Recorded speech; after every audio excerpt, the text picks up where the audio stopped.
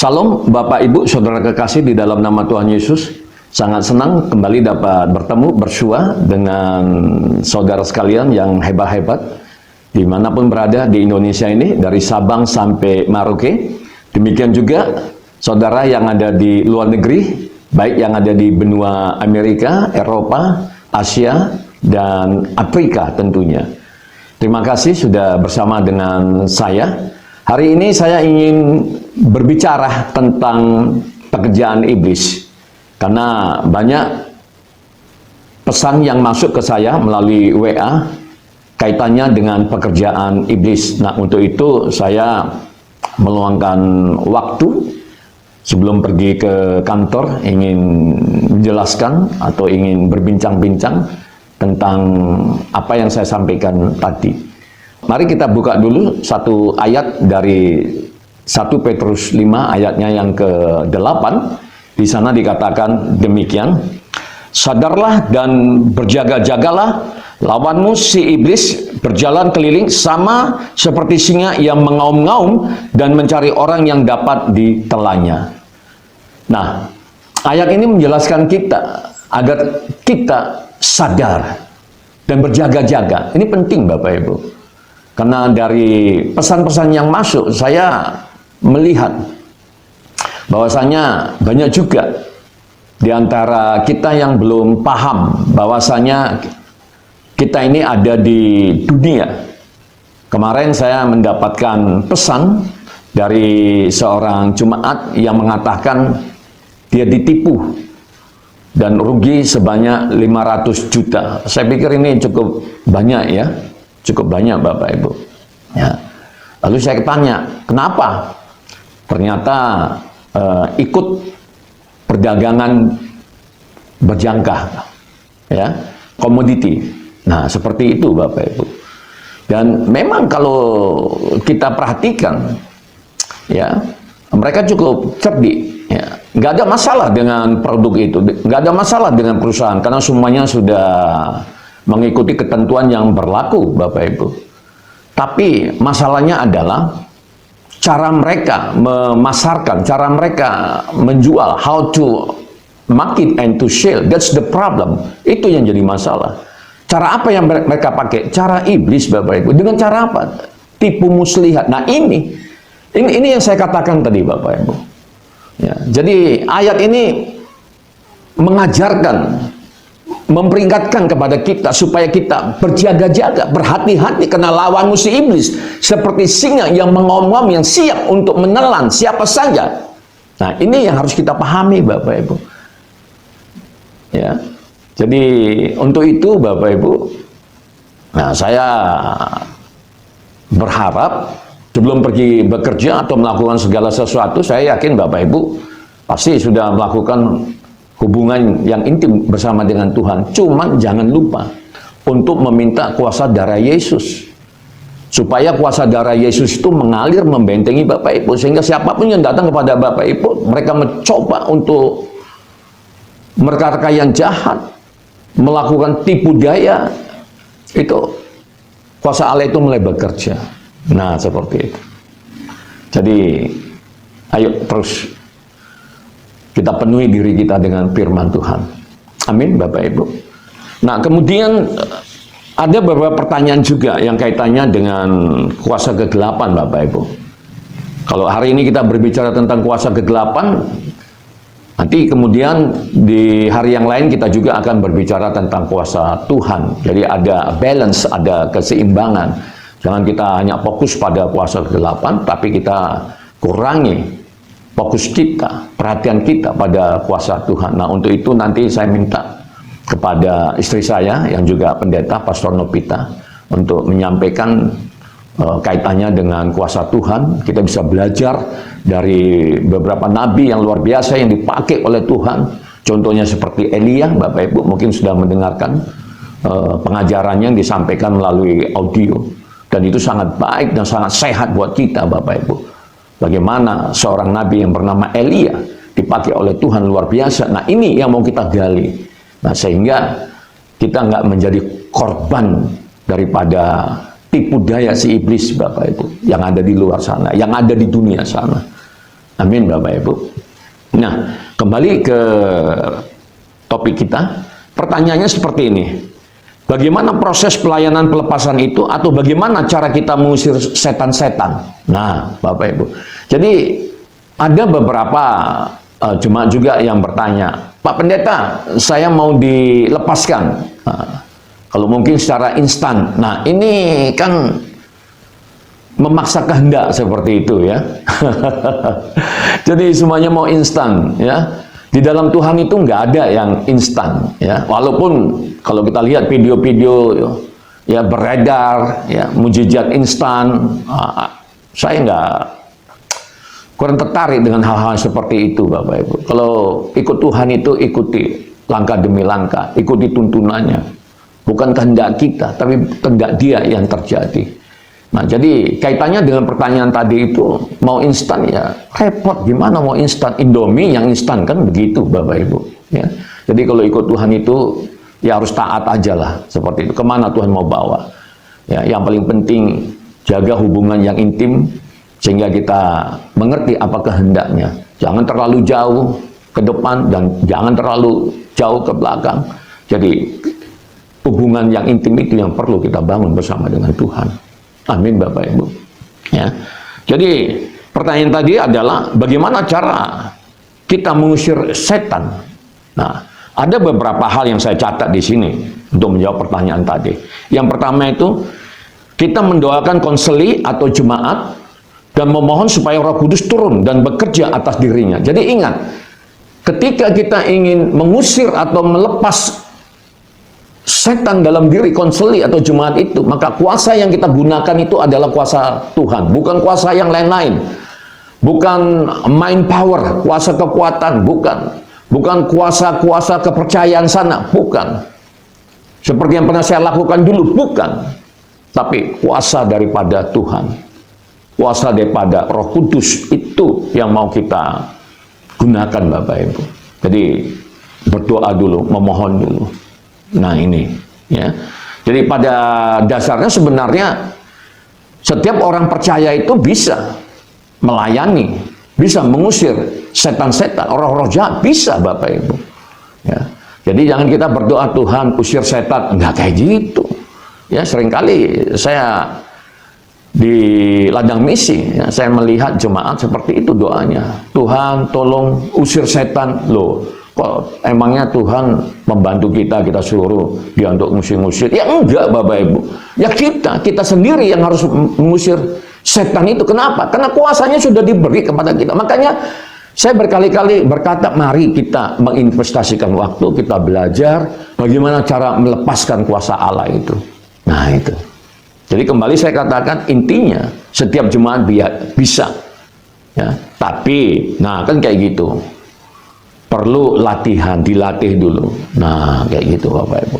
Kalau mau jadi sarjana kan harus kuliah dulu. Secara teori, secara praktek ini pun kayak gitu.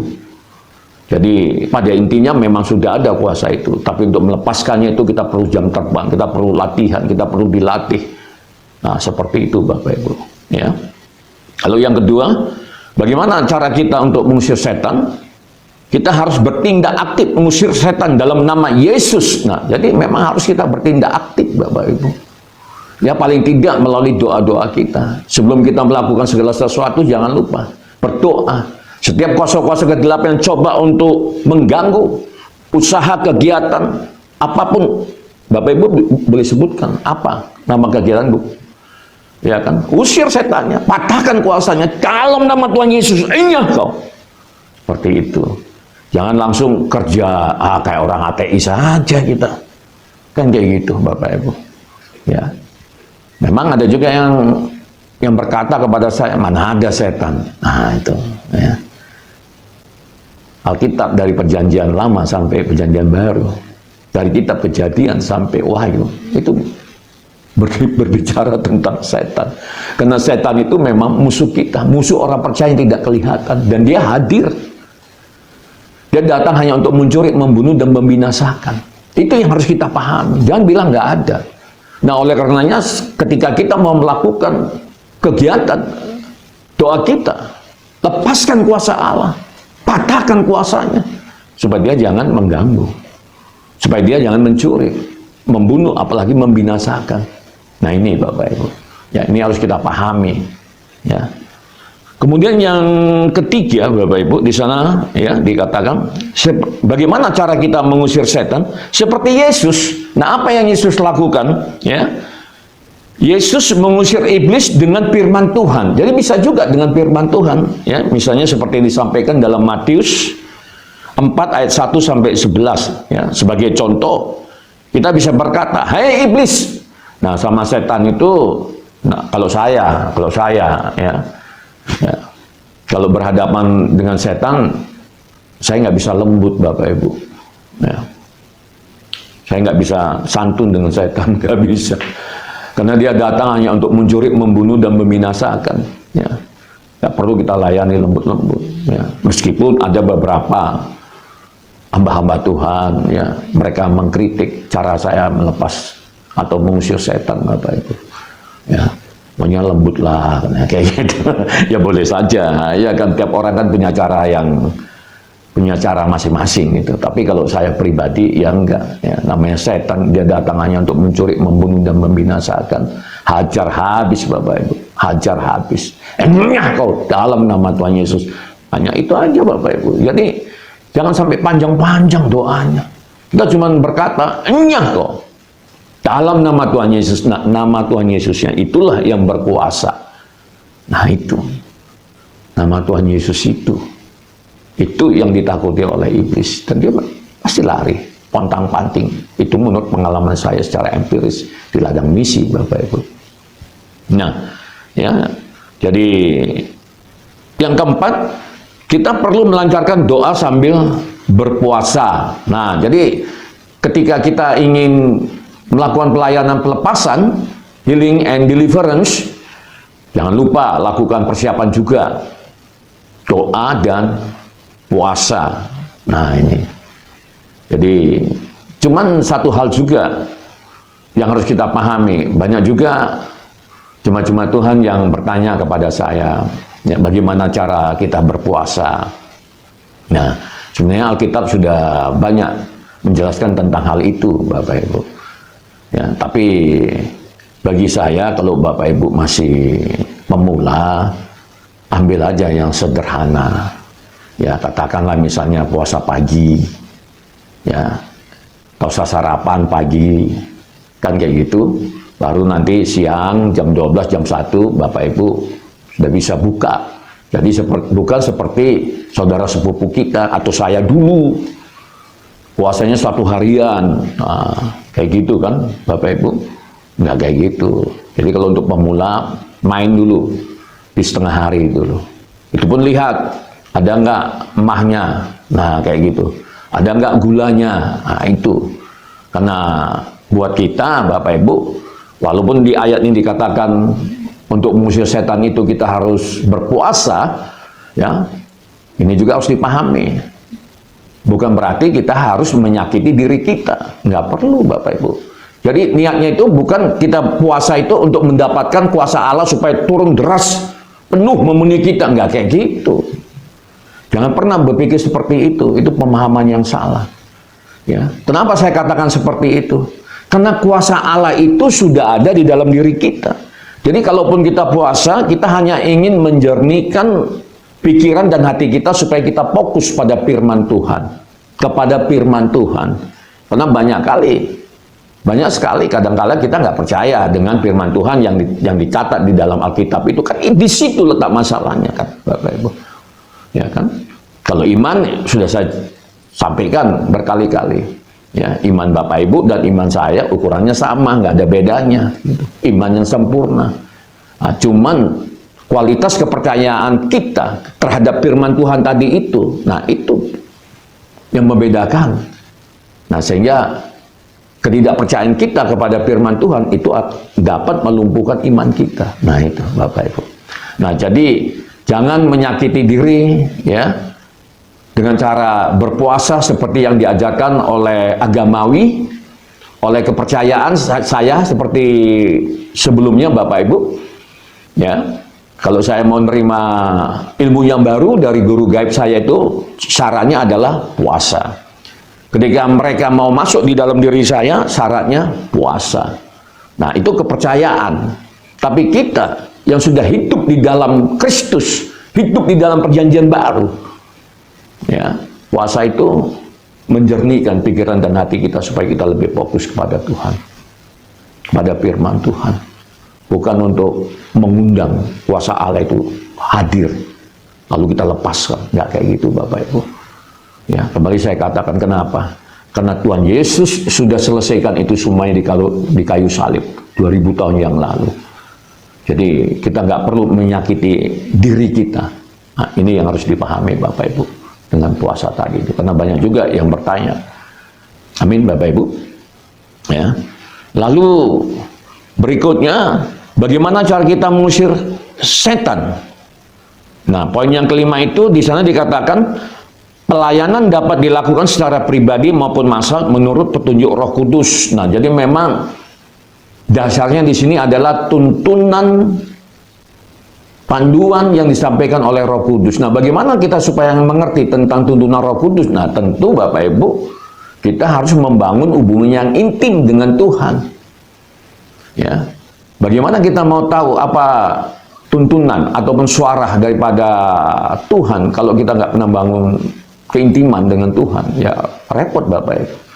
Contoh misalnya, ya, istri saya nelpon saya, nggak perlu saya lihat itu HP saya, langsung saya dengar suaranya, saya bisa nanda, oh ya ini suara istri saya, my darling, call me.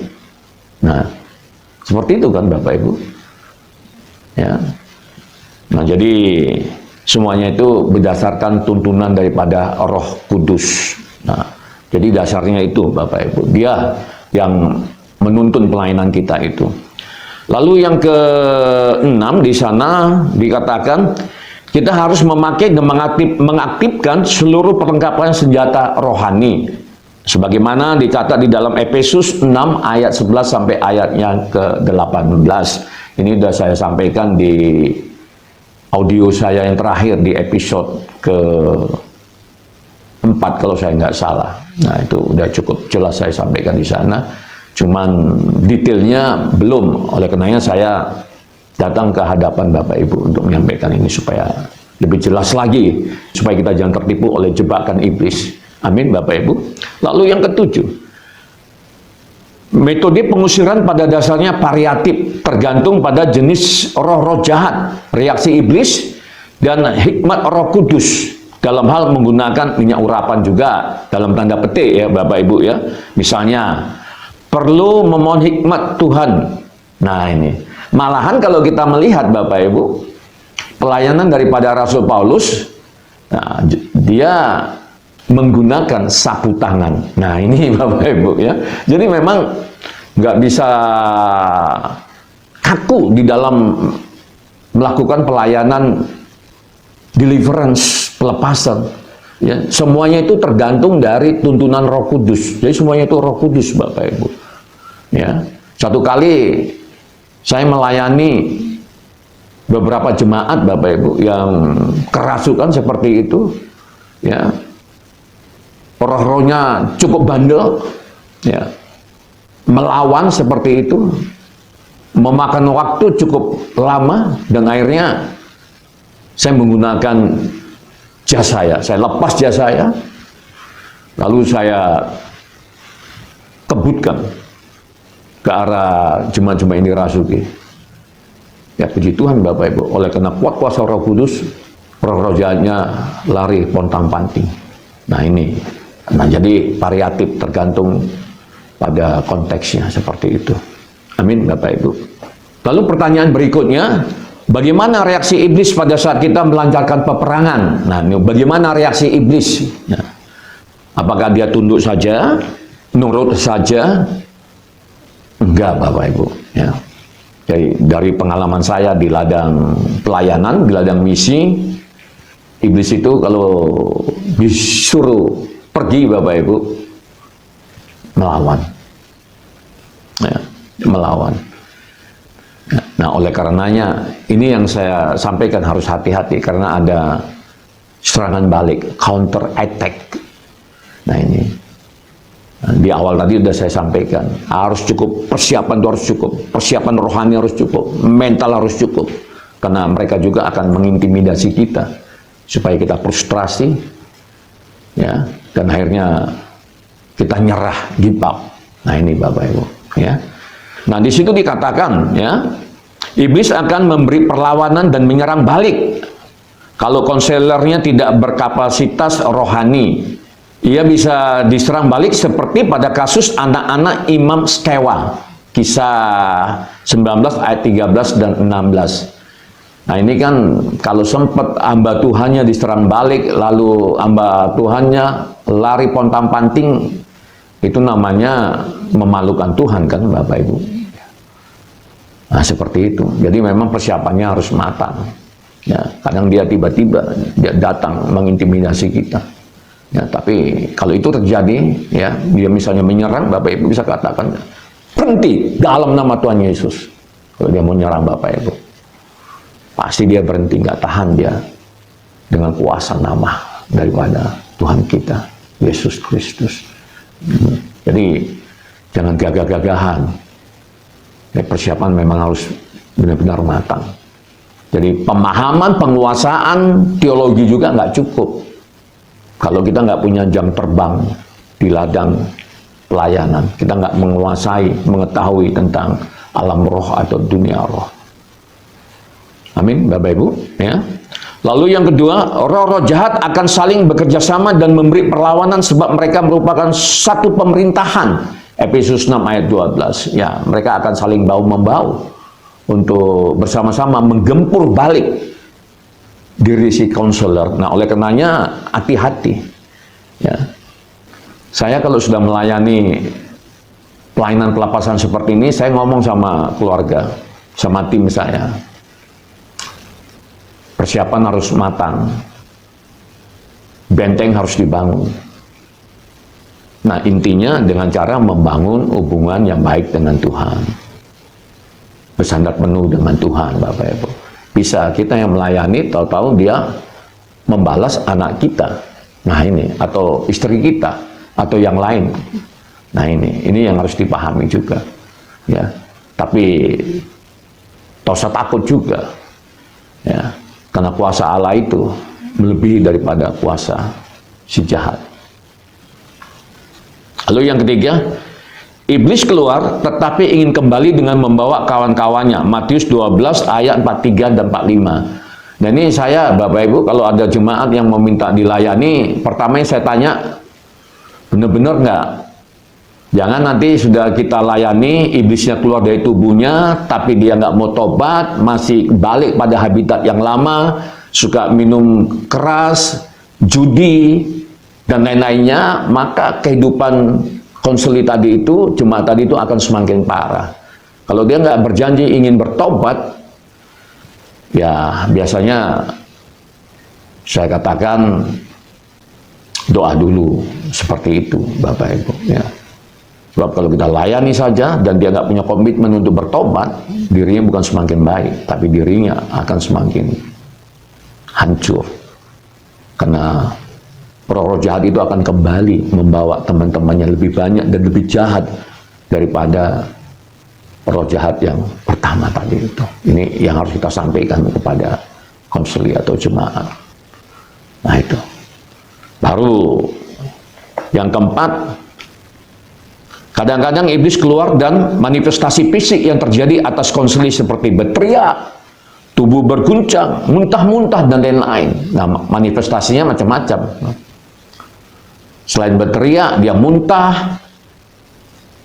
Bisa juga nanti manifestasinya berbagai binatang.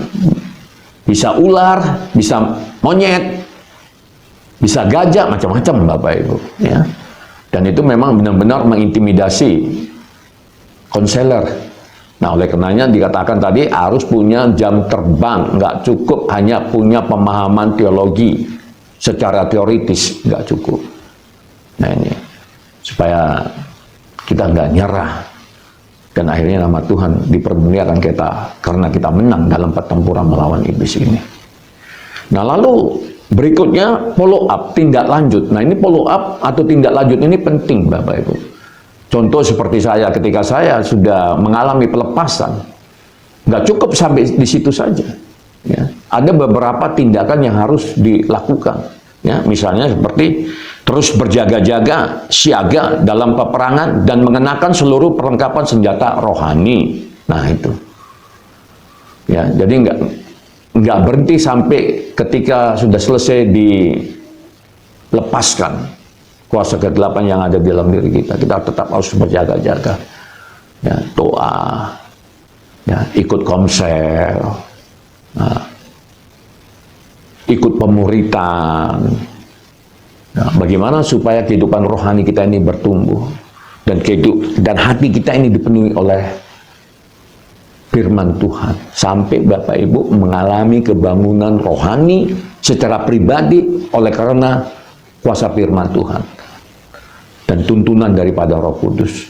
Sampai level seperti itu Bapak Ibu kalau bisa. Ya, kalau Bapak Ibu sampai pada level seperti itu, saya yakin iblis tidak akan kembali datang kepada Bapak Ibu. Karena bentengnya cukup kuat seperti itu. Dan itu yang saya alami. Ya. Lalu kedua, selalu menjaga perkataan dan mengucapkan perkataan-perkataan iman yang positif. Ya, Markus 11 ayat 23. Nah, jadi kita mulai berusaha seperti saya, contohnya seperti saya. Ya. Nah, kita mulai melepaskan perkataan iman. Mulut kita ini kita pakai untuk mendorong, menyemangati, memberkati, mendoakan. Jangan perkataan-perkataan yang negatif. Ya, saya di ladang pelayanan masih banyak menemukan orang-orang percaya seperti itu, yang kadangkala pesimis, ya, perkataannya melemahkan semangat teman-temannya. Nggak boleh kayak gitu. Kita harus positif. Perkataan kita harus penuh dengan berkat. Memotivasi, mendorong teman-teman untuk lebih maju lagi dan tumbuh di dalam Kristus. Seperti itu Bapak Ibu. Ya, itu bisa kita lakukan kalau tadi firman Tuhan terus kita isi ke dalam diri kita, dalam hati kita, dan kita mengalami kebangunan rohani secara pribadi oleh karena kuat kuasa firman Tuhan tadi itu. Nah, ini Bapak Ibu. Kalau enggak, ya sulit juga. Ya. Lalu yang ketiga, merenungkan firman Tuhan, mengisi pikiran dan hati dengan firman Tuhan secara intensif setiap harinya. Ya, Mazmur 1 ayat 1 sampai 3 itu tadi yang saya jelaskan tadi itu. Amin, Bapak Ibu. Ya. Lalu yang keempat, menyalibkan kedagingan, tidak membiarkan dirinya dikuasai oleh hawa nafsu. Nah, ini pengalaman yang sangat melegakan saya ketika saya mengalami pelepasan adalah ketika saya dimampukan oleh kuat kuasa firman Tuhan menyalibkan kedagingan saya. Nah, itu Bapak Ibu. Ya. Dulu sebelum tobat saya nggak bisa lihat, maaf, perempuan atau wanita yang cantik, nggak bisa Bapak Ibu. Ya. Langsung, maaf, nafsu saya itu, wah, bergelora seperti itu. Tapi begitu saya dilepaskan Bapak Ibu dari pengaruh kuasa-kuasa kegelapan, saya malah, aduh ya, kalau orang bicara soal-soal yang kayak gitu, saya menjauh Bapak Ibu. Ya, saya anggap itu sampah gitu. Ya. Ketika saya melihat mahasiswa-mahasiswa yang masih muda-muda itu, yang ada di pikiran saya itu, hati saya itu, bagaimana untuk membawa mereka datang kepada Tuhan. Nggak ada kepikiran sedikit pun mau mengganggu mereka. Nggak ada. Dan puji Tuhan, saya senang dengan keadaan saya sekarang ini. Benar-benar senang Bapak. Itu semua karena kuasa Tuhan. Sehingga kita dimampukan untuk mensalibkan keinginan-keinginan kedagingan kita. Ini yang saya syukuri sebagai orang percaya Bapak Ibu. Ya. Nah, itu luar biasa. Jadi kuasa salib itu memang betul-betul nyata dalam kehidupan pribadi saya. Amin Bapak Ibu. Ya. Saya yakin kalau saya bisa, Bapak Ibu juga bisa. Ya. Lalu bertumbuh dalam persekutuan anak-anak Tuhan yang rohani Ya, begitu kita sudah selesai, seperti yang saya sampaikan tadi itu, jangan berhenti sampai situ, tapi mulai membangun hubungan melalui komsel, ikut pemuritan dan lain sebagainya, ikut kegiatan gereja, bagaimana supaya kita menjadi aktivis gereja, menjadi hamba Tuhan, ya. Nah, sehingga dengan demikian maka kita akan bertumbuh, Bapak Ibu, karena lingkungan kita itu juga akan menentukan kehidupan kita. Nah, itu. Lalu bertumbuh dalam pembinaan dan pengayoman para hamba Tuhan atau pemimpin rohani yang benar-benar dewasa. Jadi Bapak Ibu nggak bisa hidup begitu saja. Harus ada mentornya, harus ada gembala. Memang harus digembalakan, jangan keluar dari penggembalaan. Nanti jadinya aneh-aneh Bapak Ibu. Ya. Harus masuk di dalam penggembalaan. Apakah itu melalui ketua komsel, atau mentor, atau apapun itu namanya Bapak Ibu, tapi kita harus benar-benar di bawah penggembalaan supaya kehidupan rohani kita itu benar-benar mantap tumbuhnya Bapak Ibu. Amin. Ya. Lalu yang terakhir adalah penuhi rumah. Nah, rumah maksud saya ini bukan rumah kita yang di rumah, bukan ya. Rumah itu ya ini tubuh kita ini. Tubuh kita ini adalah rumah. Rumahnya siapa? Rumahnya Tuhan. Bait Allah. Nah, itu Bapak Ibu.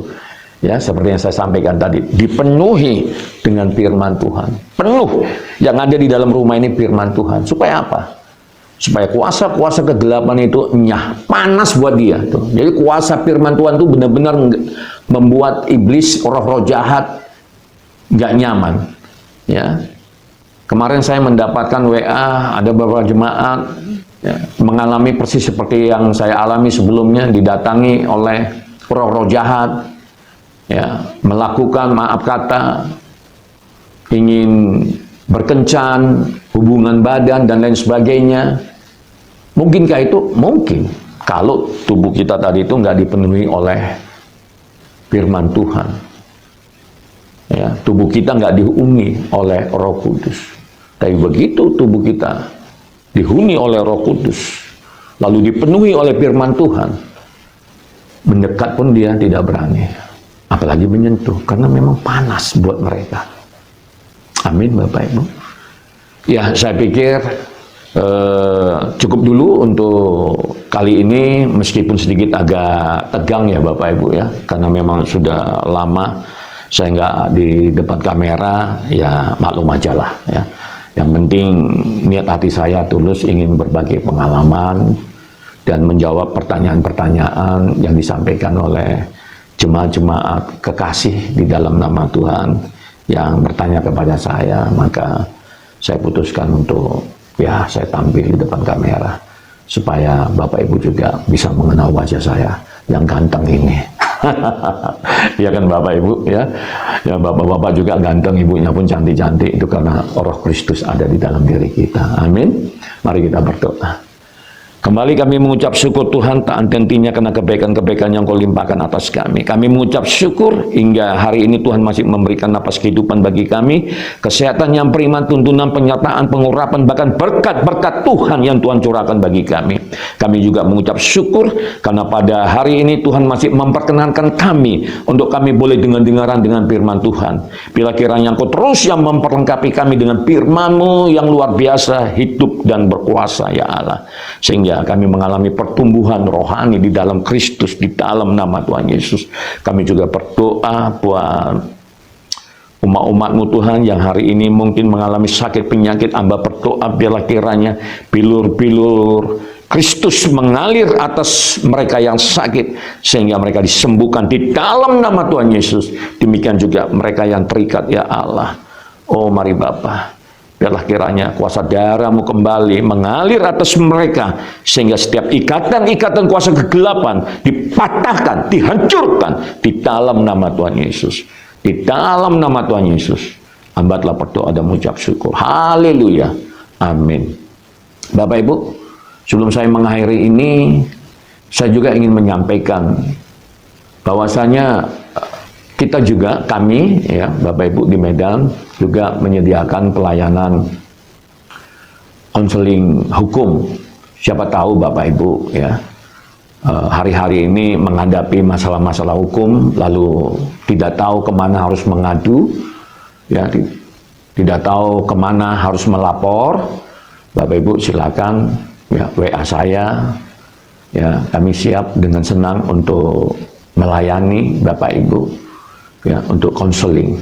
Dan itu kami kasih gratis Bapak Ibu, karena di luar sana untuk konseling hukum itu cukup mahal. Tapi ini kita kasih gratis, kami kasih gratis Bapak Ibu, karena Bapak Ibu adalah sahabat saya, sahabat Dr. Andi.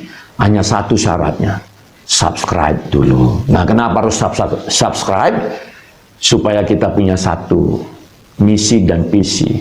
Apa itu? Melayani Tuhan, dengan demikian nama Tuhan dimuliakan di muka bumi ini. Amin Bapak Ibu. Saya pikir itu saja. Terima kasih atas kebersamaannya. Sukses, sampai jumpa lagi. Shalom, God bless you.